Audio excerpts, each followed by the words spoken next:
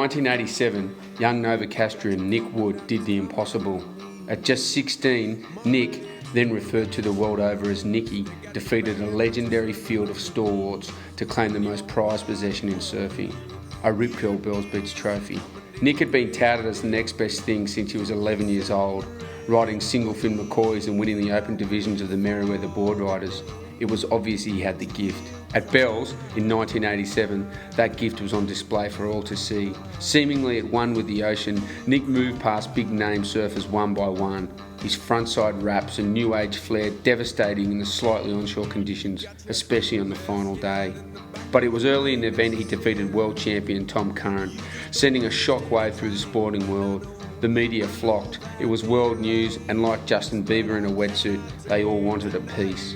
But Nick didn't buy into it.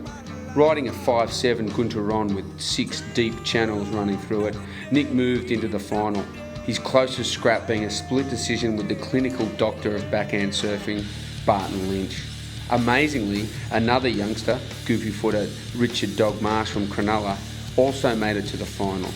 Nicky and Dog in Bell's final, writes track scribe John Reggae Ellis. No offence to either surfer, but this is a letdown. Perhaps it was just a sign of the times. There was little support for young guys like Nicky and Dog, rightly or wrongly. You had to fight your way to the top if you wanted to succeed.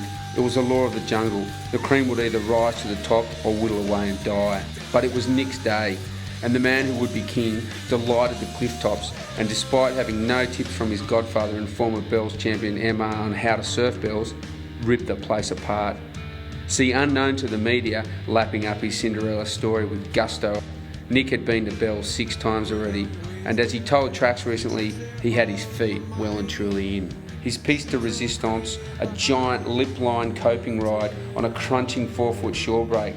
He rode it for a mile before free-falling backwards towards the flats. Amazingly, he nailed it with an effortless ease that defied the exploding plumes of heavy Bells Beach water around him. Head down, fist in the air, Nick saluted the sky triumphantly. Ironically, on the podium later, he was sprayed with champagne, and no one stopped to think that he was just 16 and in fact a minor. Nicky Wood though, he'd done it.